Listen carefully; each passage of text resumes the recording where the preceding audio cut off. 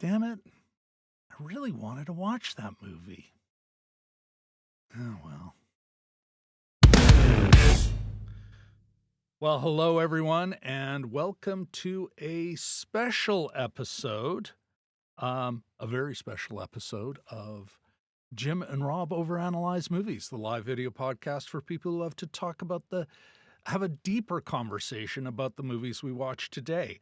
Or in this case, the movies we, at least on this channel, will not be talking about from a watched perspective. That's right, folks. We're going to be talking about Emilia Perez and The Brutalist, and why Jim and I won't be doing a deep dive on either of these Oscar-nominated films in at least for this Oscar season. Get into the nuances of that later. But before we can even talk about that and this little mini boycott of mine, I think we have to talk about let's say, the boycotting elephant in the room. For those of you who don't know, of course, I am a Winnipegger. Born and raised in Winnipeg, Manitoba, Canada. My colleague Jim, also a Winnipegger. So, of course, a lot of our perspective is Canadian on these films. For those who don't know, the American government, Trump, has, for all intents and purposes, declared economic war on us, basically saying, we'll put you in the poorhouse, a bizarre kind of Malian dialogue for our times via social media saying, become the 51st state or I'll break your economy. And then started what the Wall Street Journal called the dumbest trade war. The world's stupidest trade war, the world's dumbest trade war. But here's the thing. To me as a Canadian, to a lot of Canadians, it's like, wait, I get to trade the fact that I can go to the doctor at any time without paying any fee for school shootings.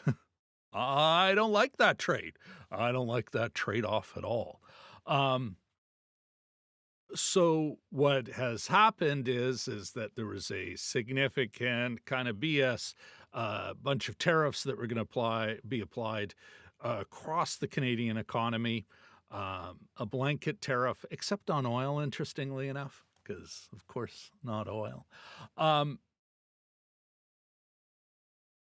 the Canadian government responded with rather targeted tariffs, and all of a sudden, oh, well, some face-saving concessions, and we're all gonna hold off for a month.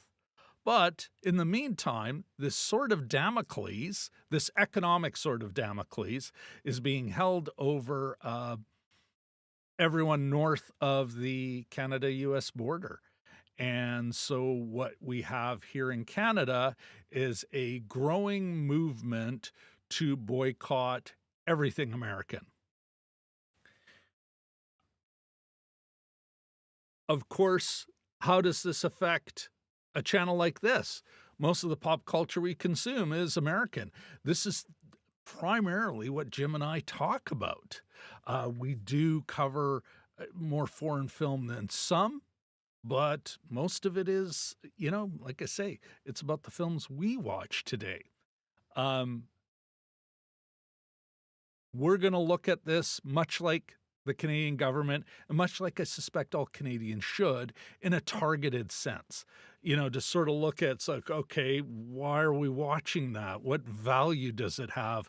Why would we support that? And that's where the next couple of films come into play. But then there's other films where it's like, no, I mean, for a guy like me, a left-winger, a Marxist of these parts, it's like, no, I want to watch that film and I want to get at its meaning. It's one of the reasons why, we kind of talk about the film as a story and, hey, was it good? Was it effective? But that we talk a lot about, well, what does it really mean? What is it really saying to us? So we'll probably continue with that way. And another thing I wanted to add to this before we get into the actual, let's say, the show proper, and talk about these films is to our American viewership. Listen, in the end, you notice how I refer to the American government, the president, the Canadian government. This trade war, this wanting to annex Canada, is being driven by the super rich on both sides of the border, that most Americans probably aren't even aware of that threat because they're too busy dealing with all the other stuff that the American government is doing to them. For me, when I think of Americans across Americans, I think I gotta admit, I'm like, kind of, well, I think that person be my friend. Oh my goodness, that person's more left than I am.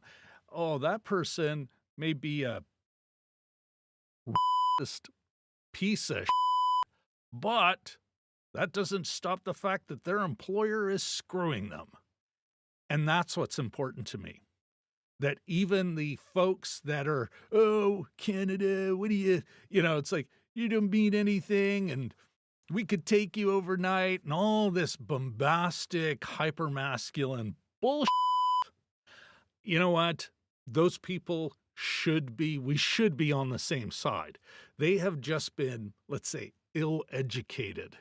And like I said a couple months ago, after the last American election, it's like, that's what our channel really is. Looking at films as part of our cultural education and breaking them down so that you can better understand what the people who make these films and the people who finance them want you to think. All right? So that's my message to Americans. I also have an aside for Canadians. And yeah, you know what? My fellow Canadians. Wait a second. We got a sound effect for that. My fellow Canadians. what you are now experiencing, what we are now experiencing, is imperialism. As a matter of fact, we've always experienced it. A lot of times we've benefited it, especially if you're a complexion like mine. Um, but most of the time, you've actually been negatively affected by it. You just haven't been on the sharp end. But now you're actually experiencing imperialism's sharp end, colonialism's sharp end. And yeah, not gonna lie, that sucks. But there is nothing substantively different about the shakedown that we're going through to what we have done historically and even now continue to do to First Nations on this side of the border. You know, whether it be, yeah, but, you know, we need the pipeline, so who cares what you say? Yeah, really sucks you don't have clean water as we put a pipe into Shoal Lake and suck clean water for me in Winnipeg. So when you're railing at, let's say, the traitors and toadies in our midst, also kind of have a note, make a note, go to your elected official and ask them, hey, what about those truth and reconciliation calls to action? Here, I even have a link, folks. You can actually get it. There's a resource down below where you can get the calls to action. There are 94 of them. Even more so, you can go to another link on what the Canadian government says, how far we've gotten on those calls to action. And then last but certainly not least, maybe go by the National Center for Truth and Reconciliation to learn a bit about our terrible history and what some folks have been working hard to repair. Because we're all treaty people. Now, that doesn't mean, folks, that I am, you know, we always have to be careful, especially as Canadians, you know, how much of that is performative. Like, I remember when I worked at the city of Winnipeg and all of a sudden everything was, oh, you know what, we'll all do a land acknowledgement and a treaty acknowledgement. Well, was there anything else that was going to happen that was going to substantively, materially change the lives of First Nations people in Winnipeg? But hey, we did get that land acknowledgement out. There is so much more to do. Anyway, those resources are in the description below. Check them out. Now, before we get into the meat proper, I see Jelly Duck. Jelly Duck is in the house. Good to see you in the chat there, my friend. Yeah, let's get into it. Of course, I won't say we're going in the spoiler zone because there are no spoilers because we're not watching these pieces of shit films. I don't know why I beeped out the pieces and left in the, but oh well. All right, let's start with the easy one, Emilia Perez, and I'm mispronouncing that. I know it. I'm going to refer you to, let me see if I can't bring it up here. Yes, it is in the link in the description below. Dan Murrell did a great piece capturing just a great bit of reporting, summarizing everything that, you know, the highlights of the controversy. So I'm only going to give you an incredibly short version here. It's really kind of lands on two things. One, the star, Carla Gascon, Spanish trans woman, apparently she's a crazy ass racist piece of shit. anti-Semite, anti-Muslim, anti-Hitler praising piece of crap. So that's one of the issues.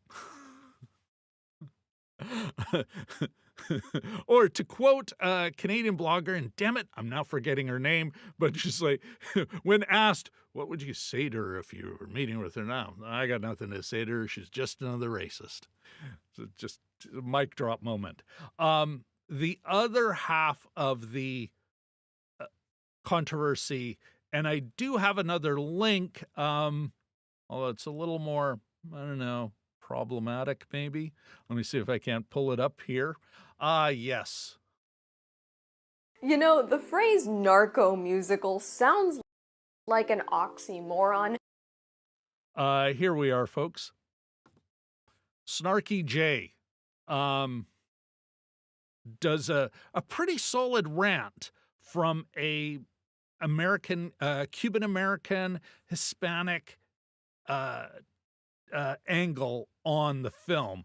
The big thing being, back to Emilia Perez, it's set in Mexico, made by a French director, with one Mexican person in the cast, in the key cast, and a lot of Mexicans, not all Mexicans, but a lot of Mexicans find is offensive, that it doesn't take the narco crime seriously, isn't a valid idea of representation. Now, of course, no less than Guillermo del Toro, is a fan of the director and a fan of this film. But what I think really puts paid to it is the director. He's been quoted as going, "I chose Spanish because it's the language of the poors." It's like, oh my goodness, dude. So I'm going to side with those criticizing it on representation and kind of patronizing, let's say, Western view of what is going on in Mexico, notwithstanding what Guillermo del Toro said. And this is where it comes to why Jim and I won't be overanalyzing it. Yeah, solidarity. On the transgender stuff, I almost forgot. Jesse Gender. That's the other thing, is within the transgender community, a lot of them are going, well, yeah, she's trans, but what the hell is this? This is not a good representation of the trans woman experience, of transitioning, of the struggle of that. And so, it really, I'm not going to watch this, cover it on our channel, even though it is an Oscar winner and it's always good for views, or an Oscar-nominated film, and that's always good for views, especially if you cover it before the thing, is as an act of solidarity. One of the friends of the channel, Dragon Movie Guy, in talking about, I think it was Spaghetti Pizza, a Paul Thomas Anderson film, I guess he watched it to a point where there's, I guess, a scene where he found it, as an Asian American, like, offensive, like Breakfast at Tiffany's Andy Rooney offensive. Mickey Rooney. And so he was like, yeah, no. And if you know Dragon Movie Guy, this is not a man who's, really on, let's say, on the cutting edge, perhaps, of these kind of issues. He's a lot more laid back, center of the road, perhaps, might be a better way to describe him. And if he's saying it, and he said it on our show, it's like, okay, and I still haven't seen it, out of solidarity with him. So out of solidarity with the trans community, solidarity with the Mexicans who are criticizing this film for how they're being presented, Yeah, we're not doing it. Ain't gonna do it.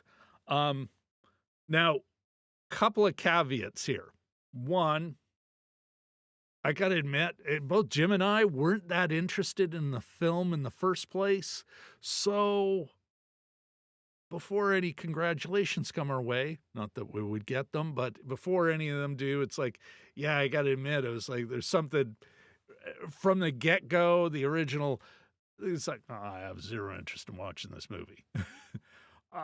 Another caveat is we may, in the future, look at it more from a perspective of the meeting, okay, what's really going on here? What is, the director trying to sell us, you know?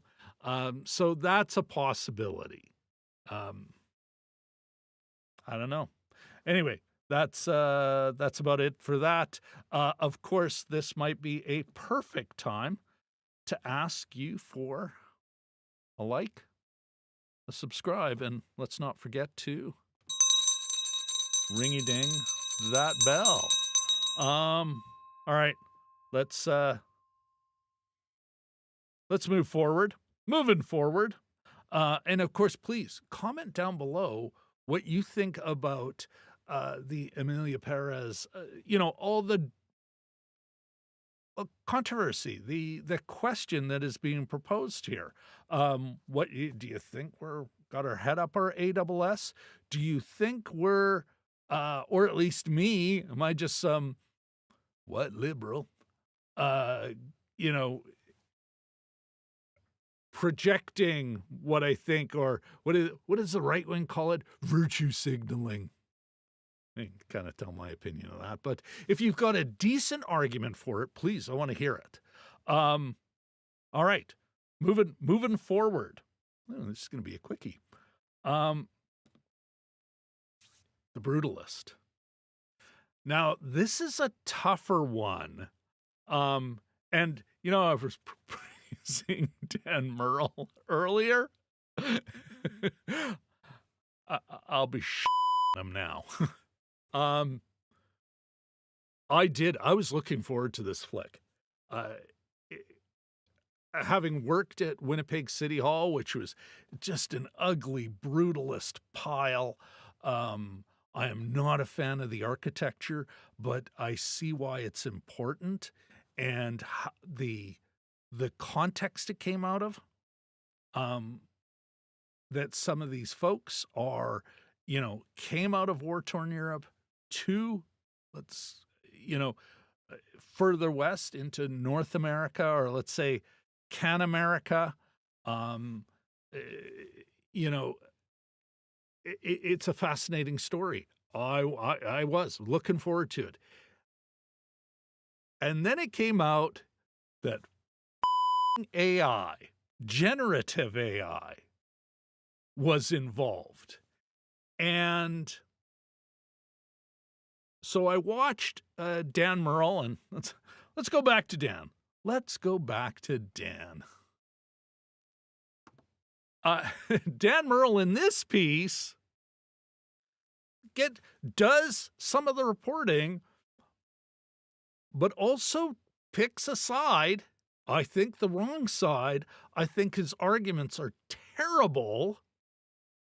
But link is in the description because he does kind of capture all of the issues. But I will come back to me here. The short version is they used generative AI in 2 spots, for about, I believe it was 7 minutes of dialogue where the pronunciations were tweaked,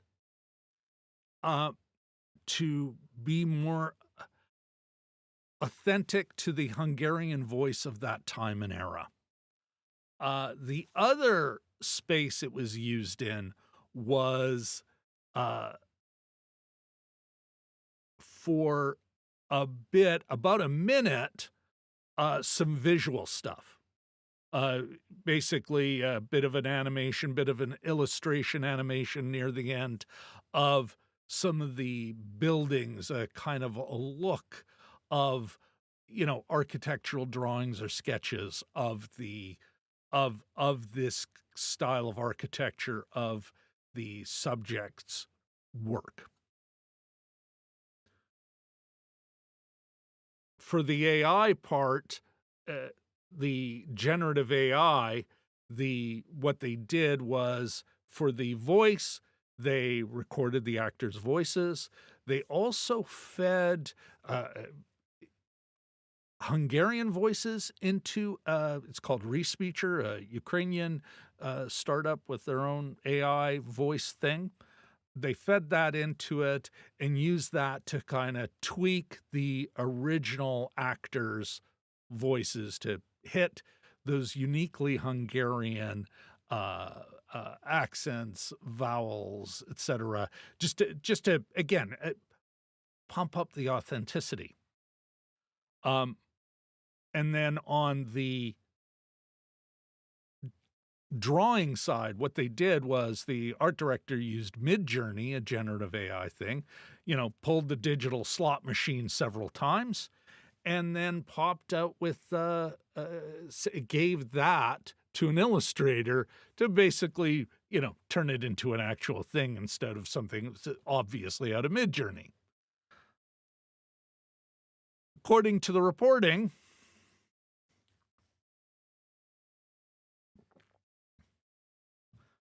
on the voice stuff, the editor was admitting, it's like, yeah, we could have done it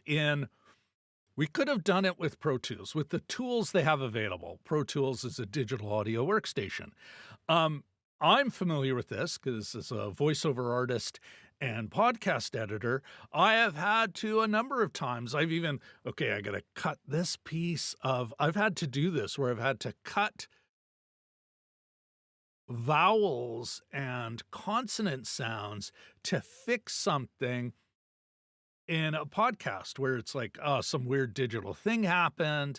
We're trying to get the pronunciation of a name correct. So I've had to scan other recordings of the podcast of this person to find this piece, to plug it in there so it sounds right. This is what they could have done. Not exactly what I'm telling you to do, but that's basically what it's saying. Yeah, we could have fixed it with what we already have. But production time. So, we're really busy. We're trying to get it out. Budget. It's the same thing with the drawing.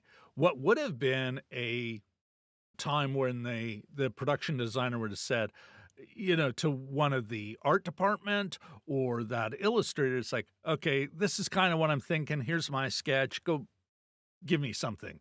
And that illustrator comes back and then there's, well, okay, let me tweak that. Now all of a sudden, digital slot machine, close enough. Here, make it look like I didn't just, use a digital slot machine to create the work.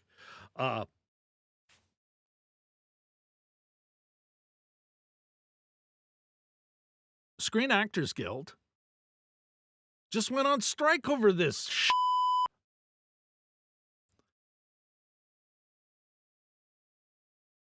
I don't care, and this is where I'm going to crap on Dan Murrell. I don't care if it was only 7 minutes here and 1 minute there. Just because they didn't steal all my money, well, I only took $20 out of your wallet. Oh, what's your problem? It's just a little. You.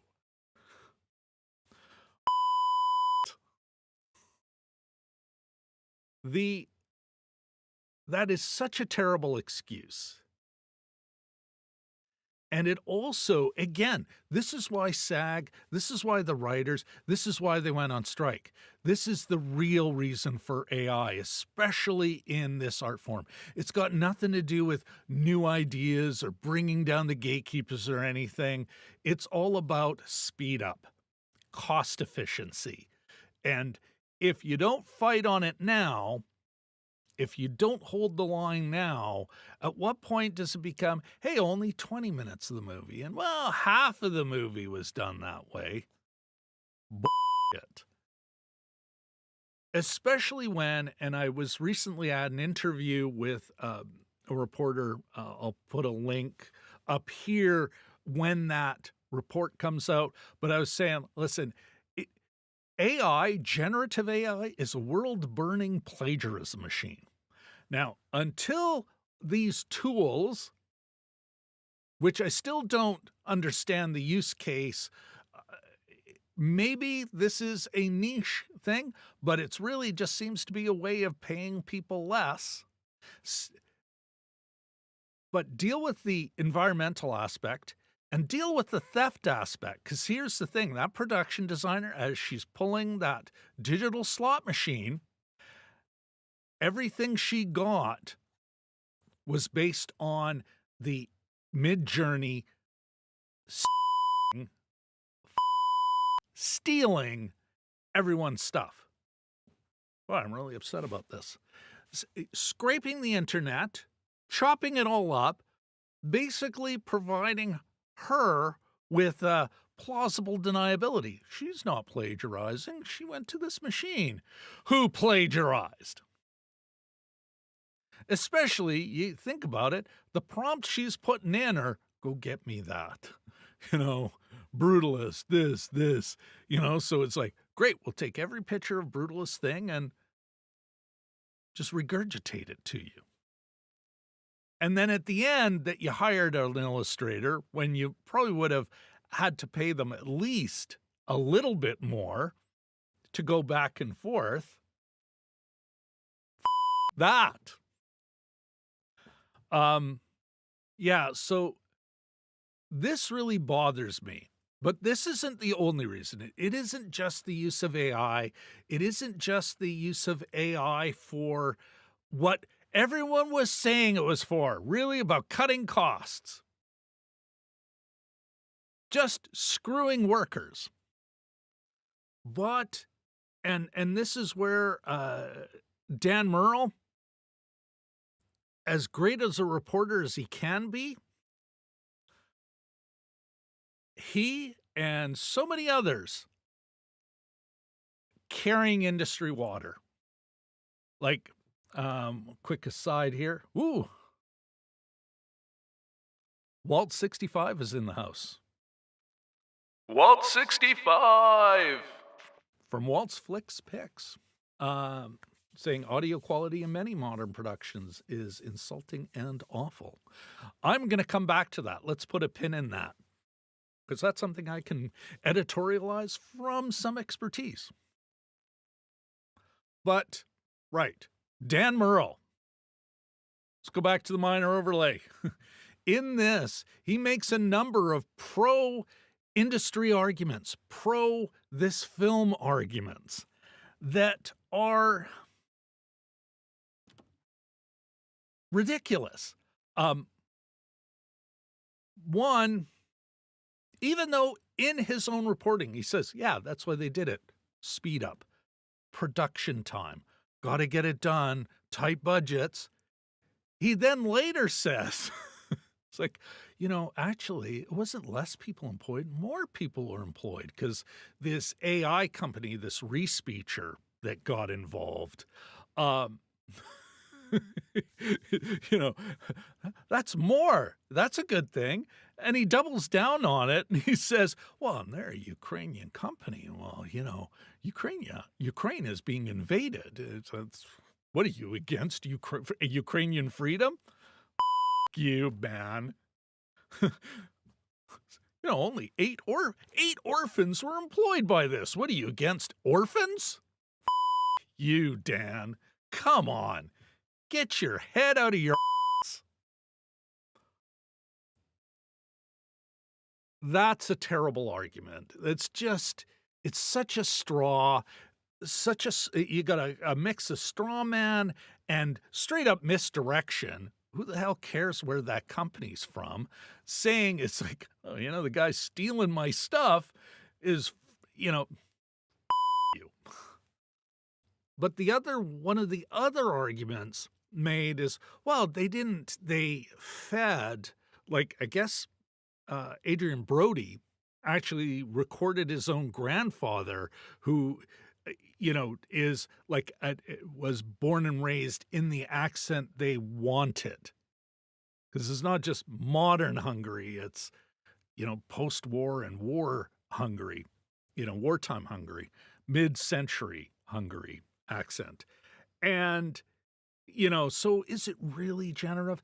That respeecher thing, that needed a data set to train itself to be able to take that. I could do the same thing with Descript. I could get my voice digitized and say, well, no, it's my voice that's been digitized. Well, how is it able to do that? It's because they built or bought an engine that trained itself by scraping the internet. So it's just such a weak sauce argument. Uh, the little bit is, oh, it's only a minute here and 7 minutes there. Again, it's still theft, and it's still carrying industry water. And this is across the gamut. Dan, I'm going to pick on Dan right now. Like, he still talks about the road to recovery when he's talking about box office receipts and comparing it pre-COVID and post-COVID. And it's like, Jesus, man. It, who, yeah, you know what? We're changing the way we're watching movies. Why are you the recovery? We don't, and how this hurts the movie and it hurts the industry. We don't owe shit to the industry. We don't owe shit to this movie. Now, I get, and you hear this in other spaces, I get that the director is like, hey, we weren't trying to hurt anyone, and, oh, this is going to hurt a lot of people. It's like, no, it isn't. It's going to hurt a handful of people, and some of whom it's barely even going to hurt. Adrian Brody got paid. Felicity Jones got paid. Guy Pearce got paid, period. Even the director, he got paid. They're not going to get their wages cut retroactively because of this disaster. What they may not get is a shiny statue. And, anyone who's watched the show understands. I don't give a shit about whether you win or not win the Oscar. It's about the legacy of the film. It's about what it says. It's about its quality on its own, not what a very small group of people in and around Los Angeles think of it. That doesn't make it valid or invalid. And it's not our job to go, oh, wither the poor Los Angeles director.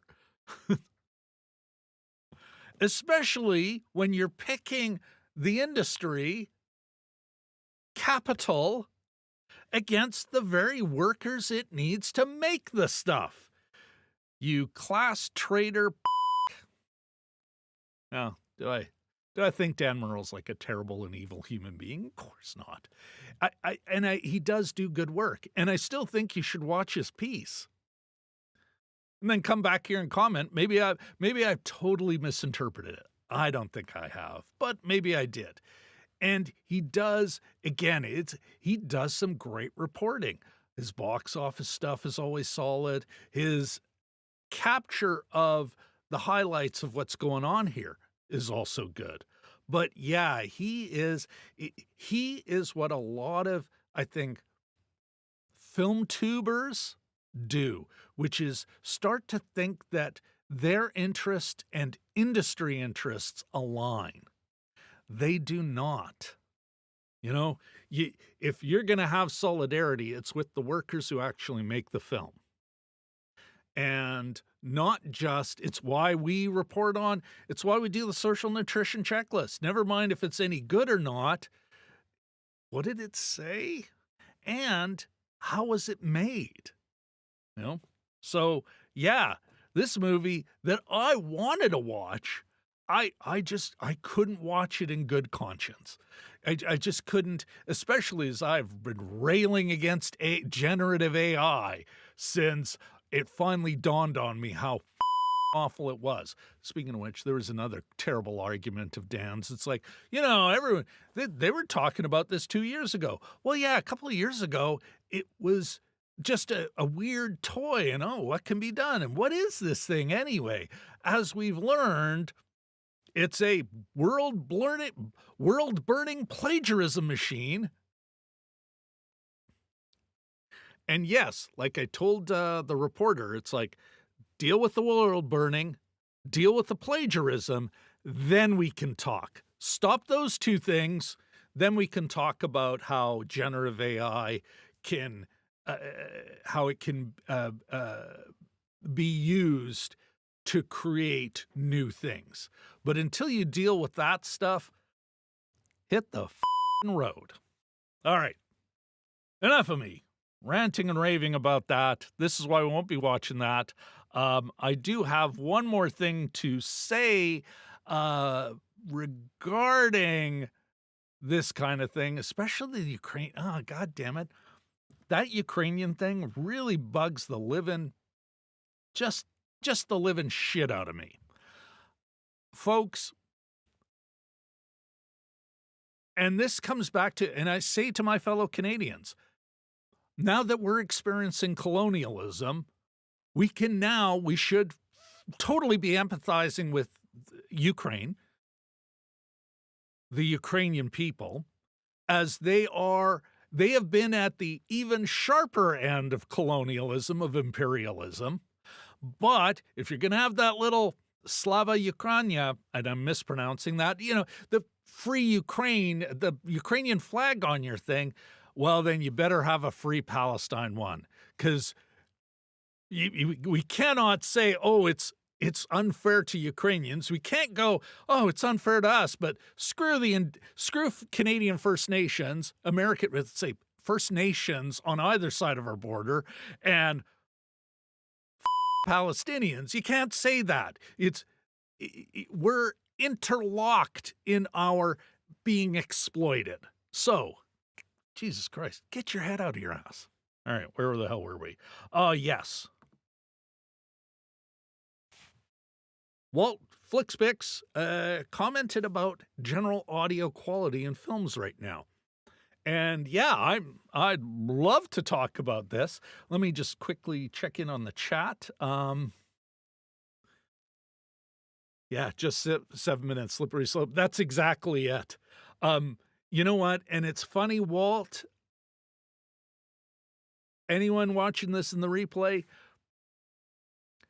that 7 minutes and the 7 minutes and the 1 minute for the mid-journey thing, what I find fascinating here is one of the, I would call them the useful idiots of AI.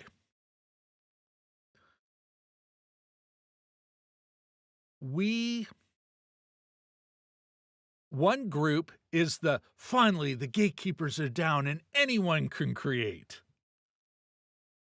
What we actually see here is what is the real intent and the actual potential use case is people who know what they're doing, using it to be less of them, really. The other thing is that, yeah, it's going to affect quality. But it is a slippery slope. Yeah, like you say, Walt, it's about getting more out of labor. And yet these things still cost millions upon millions because it's really about saying, well, no, we're still going to spend $200 million on this picture or $50 million or whatever. But more of that money will be spent on the people above the line, producers, the director, the stars. So yeah, I agree. But coming back to the quality thing, that is an interesting thing. I'm almost separate from AI. There seems to be a trend. I mean, Christopher Nolan, He's an interesting case because there is a guy who is very conscious and very deliberate about his sound design. There have been some remarkable films that have really been effective in using sound design. But a lot of it is, and coming back to what Walt, I think, intimates, is there's also the folks where it's just make it loud, soundtrack loud, and using automated tools like, okay, we got this thing that we mixed for stereo, but we'll turn it into ambient, Dolby Atmos, because we got this plugin that'll do it automatically, and it does it it does it, but poorly or mediocrely, poorly. It does it poorly. It does not do a great job because it wasn't recorded and mixed for that. It was just something where they're checking a box, going, hey, we've put out this content for that purpose. Trust us, we can now charge you $4.99 a song, or the premium. It's kind of like why Netflix wants everything in 4K, because they charge people for 4K, even though most of the time they don't even guarantee it because so much is involved in the pipeline, right? You want the movie on when you want it on. So they're charging you for something they may not deliver and has very little to do. It's just really a cash grab, a technological cash grab. So I think for me, Walt, I think that's what I hear when I hear bad sound. I hear them using cheap stuff quickly to be able to check a box to make a distributor happy. Oh, we've got this and it hits our levels and, quality be damned. What do you think, Walt? What does anyone think about any of this stuff? On that note, I think I am going to once again beg you for a like, subscribe, and please ringy ding that bell. This really was to be just a special kind of one-off where I ranted about these films and I talked about the geopolitics, the world's dumbest trade war, and how I was able to tie in the Ukraine and Gaza and the horror that's happening in Palestine. So on that note, we will be back tomorrow. We will be back with an American film. Tomorrow night, Jim and I are going to be overanalyzing Nickel Boys, a film we have seen, and spoiler alert, I think you should see it. Thank you, Walt65 and JellyDuck100 for checking in. And if you're catching this replay, love to hear what you think about my ranting and raving. And I encourage you to, go see other movies. There are some great movies out there, great movies that weren't nominated for Oscars, that you can check out and come back and tell us what you thought. Screw Emilia Perez and screw